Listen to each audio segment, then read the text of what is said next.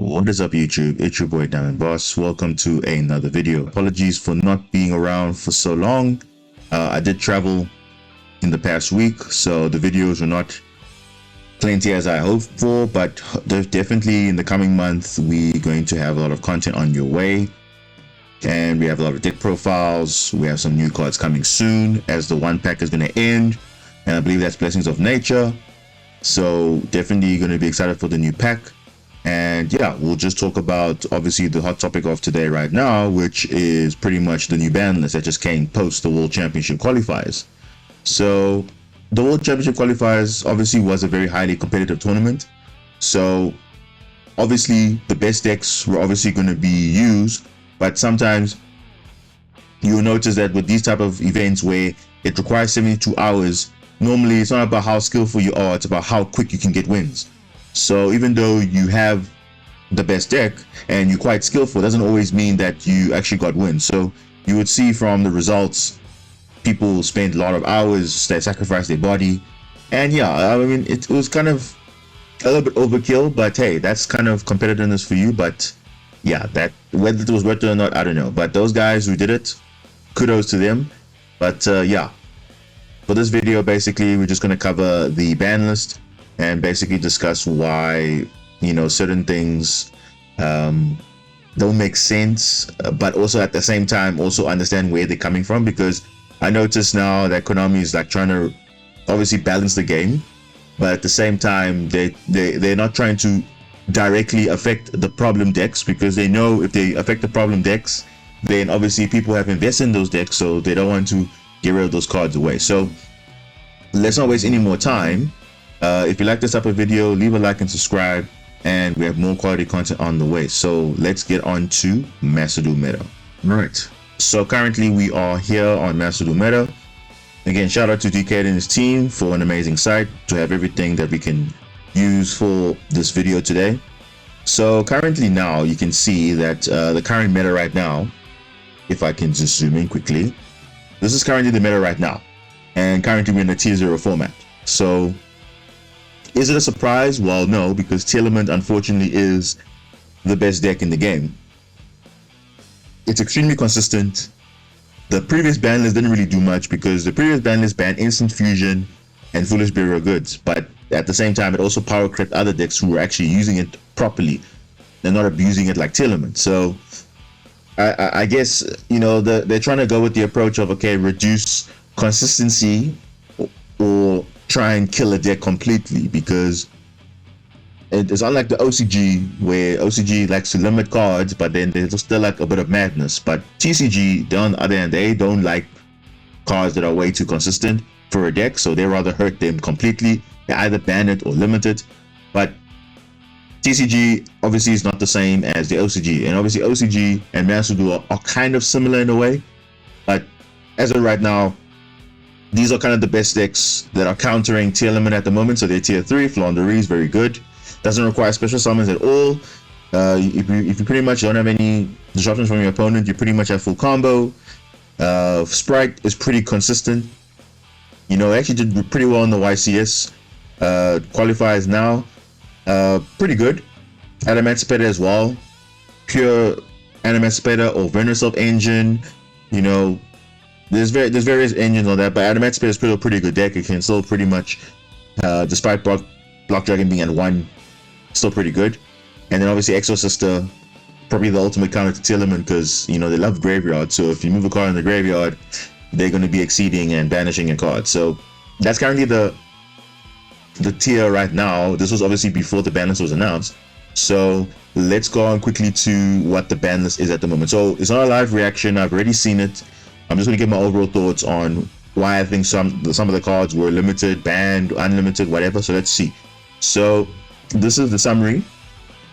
So you can see there's not many cards on here, and honestly I thought there would be more, but I think we just have to understand that, look, if they have to ban a lot of cards, obviously to raise a lot of questions. But Konami, seriously, like some of these cards, I mean, you really have to give an explanation. At least in Duel Links, when they do a ban list, they actually explain why they limit certain cards or they ban certain cards, because it's either a card is way too overpowered, or would enable something like a FTK, or it's a very toxic play style where you discard your opponent's hand.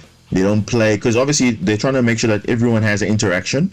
So any card that disrupts your opponent from interacting with you or playing the game in general, Konami does not like that. So they know these cards are broken, but whether it enforces interaction or not, well, let's see. So the first one, Cyberstein, I think that one was a no-brainer. That one is way too convincing. I'm surprised that only now they decided to ban this card, because when the card just came out, well, not the card per se, but when the game just came out, everyone was playing Cyberstein, but not playing Cyberstein for what it was playing for. They were literally playing Cyberstein to do first turn kills and doing other weird stuff. And now, currently with Telement, now they're using it to summon Exterio, and Exterio says spell and traps you cannot use.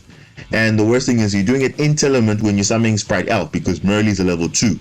So if you have access to Cyberstein because you're milling from the graveyard with all your Ishizu cards, then pretty much if you can make Merly on field, you easily have a level 2 rank 2 into Sprite Elf. Sprite Elf is going to revive Cyberstein. Cyberstein summon Exterio, and pretty much it's GG from there. Because even you match any other card that usually can counter Telement, it doesn't matter anymore. And yeah, it really wasn't a healthy for the game, because it really was just very toxic. Because on top of a very powerful deck, they also have a very powerful Floodgate as well in Exterio. Now, obviously Exterio, you say, oh, why didn't they ban Exterio? Well, remember, Exterio is not the problem. It's actually the enabler, which is Cyberstein. So I think Cyberstein in general should just be gone. So thank God it's gone. You know, and it actually was in the legacy pack, so it wasn't even in packs. So even if it's banned, no one's gonna get any resource material from this. So I didn't see a problem with this one. Smoke Grenade of the Thieves, though, this one, it's been a problem card for a while, but I think people just didn't understand how broken it was, because basically when it's destroyed by a card effect while equipped to a monster, you look at your opponent's hand and discard one card from their hand. So where was this used mainly? Well, if you could summon Power 2 Braver Dragon or Infernal Knight, which basically equips, it deals with equip cards, right? So if you had the card that basically could equip this card plus a card that will destroy it, I think there's a spell card that actually negates spell effects, spells equip cards equipped to a monster. So that plus this will basically automatically destroy the card, and then when it's destroyed, not once per turn, look at your opponent's hand and discard one card. And it actually became a hand loop. So before even your opponent had even a chance to even play, they basically wouldn't have even a chance, which is kind of unfair. So yeah, this one, I mean, it does enables, again, very toxic gameplay, but you know, again, for the sake of balance, Konami decided to ban it, which is totally fine. I'm okay with it, because I'm sure most people who were playing those decks, there were very few people anyway, but definitely would have been a problem down the line. Now this one, Terraforming, this one, I think everyone is just as shocked. I mean, for me personally, I mean, I understand why, because remember, field spells are actually quite broken at the moment. I think when Terraforming was initially released, field spells were not that great. But obviously years have passed, and obviously field spells have become broken. You know, and we're talking about now not just Telement, we also have some other cards which are coming soon in the game. And if we just look at it very quickly, like obviously we have obviously Primal Planet Pellerino, Primitive, was it Telement? Yeah, this one. Primitive, yeah. So Primal Planet Pellerino, this card is busted. Even at 1, it's disgusting. So I think Konami realized, no man, these guys are having access to their field spell. We thought limiting this card to 1 would make it harder for them to obtain. But Terraforming was just easy, no cost. You just have basically a second copy of this card, and basically it's a GG from there.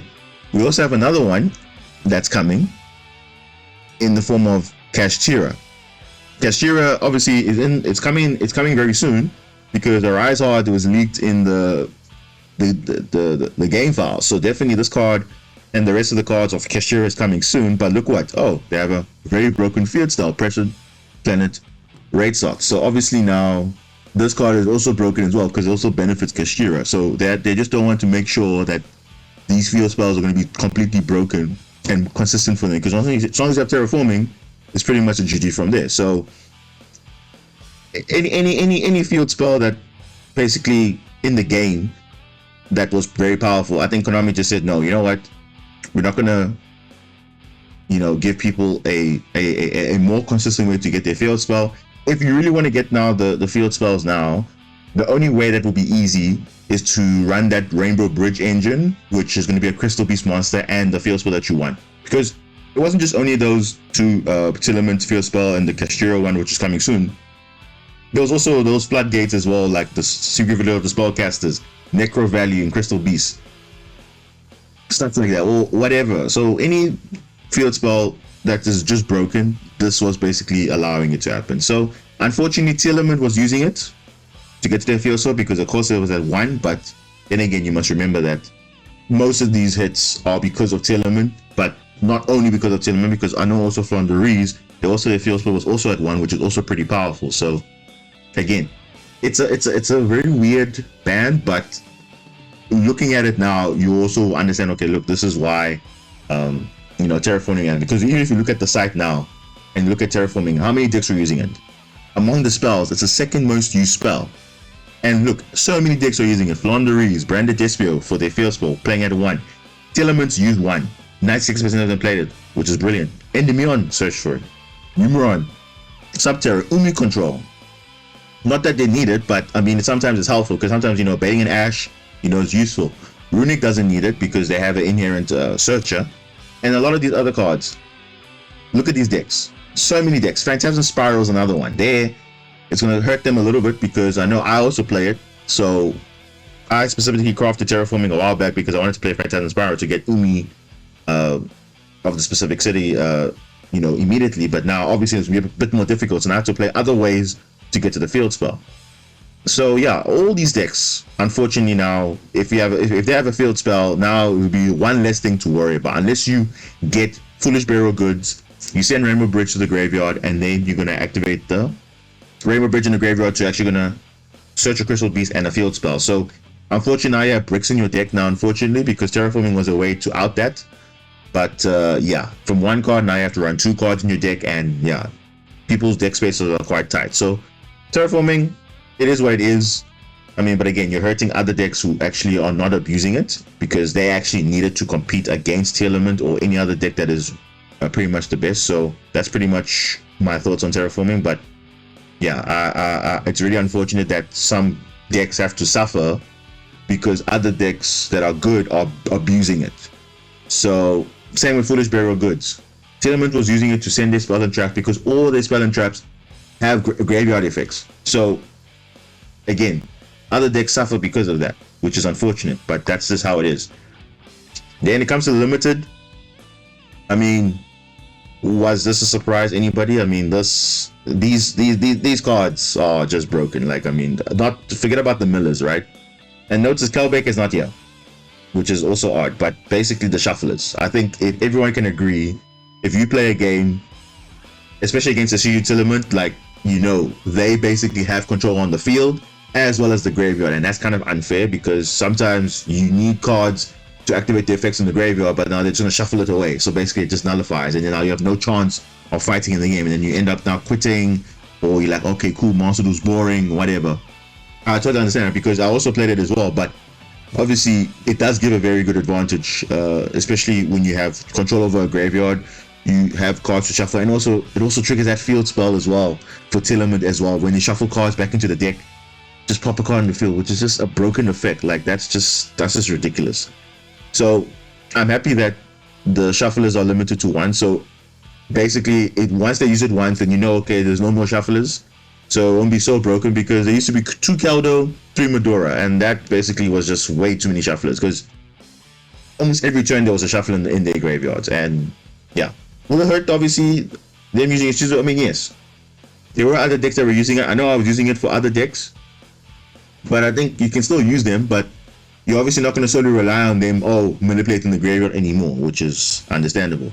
And obviously Agido, okay, also at 1, which is also fine because again, the Millers and the Shufflers, they pretty much enable a very interesting play. So because now it's like, now you kind of have to avoid your graveyard because they're going to shuffle it away if you want to activate an effect.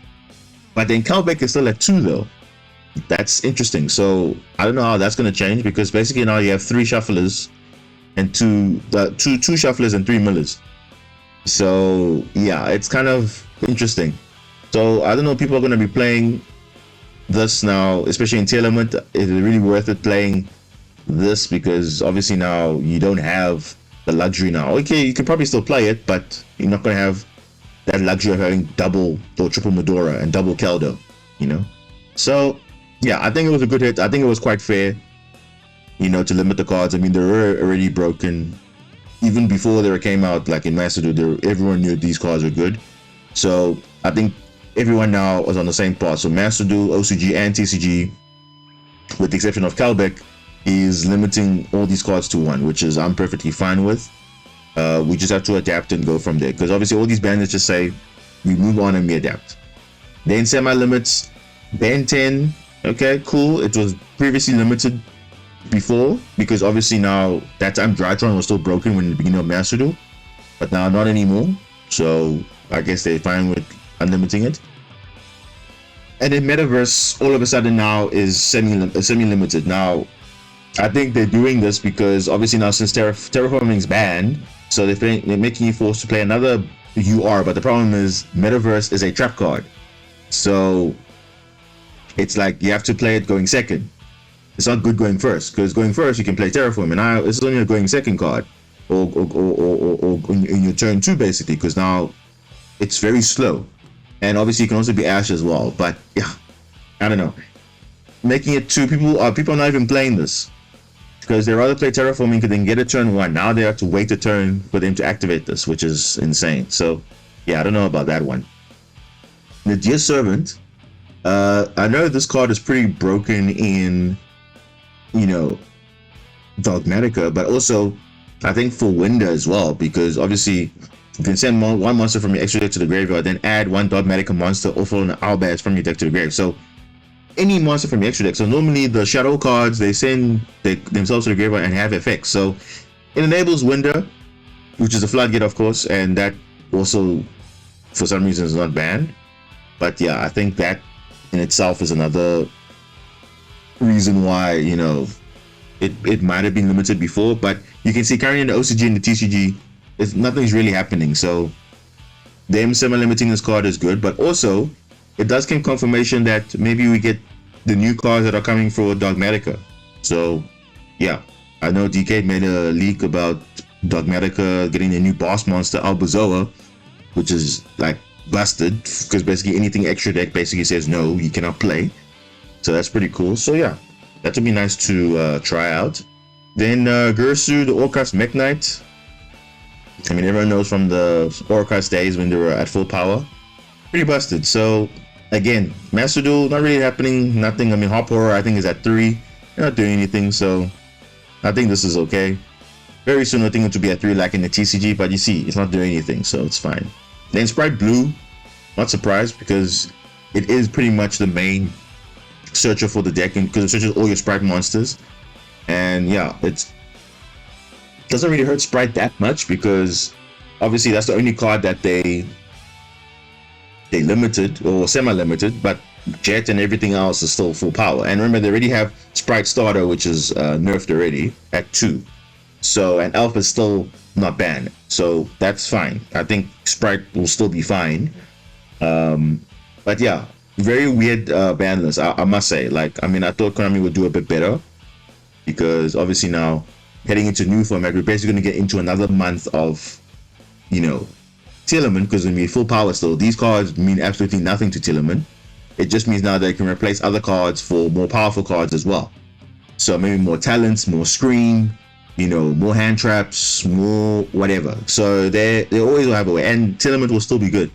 So yeah, unfortunately now it hurts other decks, but at the same time it makes Tillerman a little bit powerful. But I don't think it'll be tier 0 anymore, because these Ishizu cards alone made them tier 0, I think, because they had control over the field and the graveyard. So maybe now they'll probably be tier 1 at most.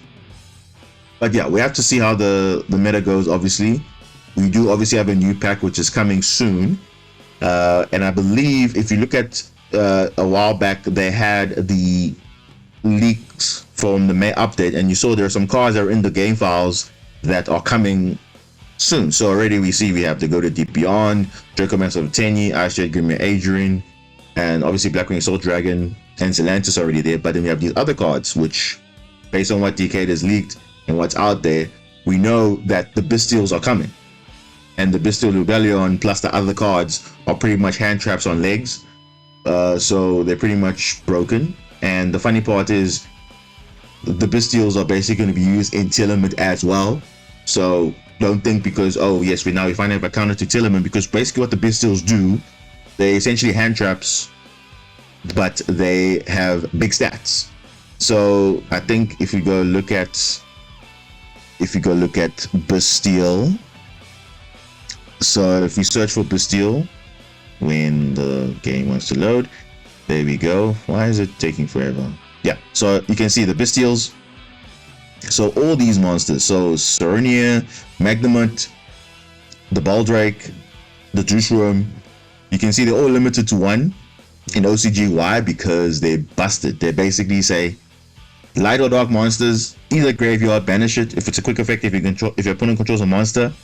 So if you play light and dark, you're pretty much done, because this is basically replacing DD Crow, but much better, because why? They have bigger stats, and also you can use them for rank 6 Exceed plays, Synchro plays, whatever. So yeah, it's not going to be good in all decks though, so just be mindful of that when the Bystials do come. So don't think, okay, you can start this in any deck, because obviously when they're on the field, you have to use them obviously for something. So that's the downside with using Bystials. If you're not playing a deck that uses light or dark monsters, it's kind of defeat the purpose. So you might as well just play DD Crow, which is a utility card. So yeah, that's all I gotta say about that. When the Bystials come, we'll explore that, because obviously now it will definitely boost the way you play Branded now, because Branded basically has nice synergy with the Bystials. So they also have some effects when it comes to adding a dragon monster, playing a continuous spell or trap from your field, doing a lot of effects. So they're pretty cool, the Bystial monsters. And obviously with the other support that's going to come soon, then yeah, it will just be even more broken. So yeah, we'll see what happens as time goes on. But yeah, that's pretty much what I want to talk about in terms of, just overall thoughts on the ban list. Obviously we're still going to adapt as before. Any ban list that comes out, there's obviously going to be some sort of a new meta. But definitely, I think when the Bystials come, it will change things up a bit, because now Telemint have to be very smart around how they play around it. So yeah, it'll just be interesting. But let me know, guys, what you guys think about this. I think, the ban list was a bit harsh, because now you're saying you're trying to nerf Telemint, but not really nerfing Telemint. You're actually nerfing other decks, because you're not hitting the problem cards. So yeah, that's just me. Let me know what you guys think about it, and yeah, I'll see you guys next time. Thank you.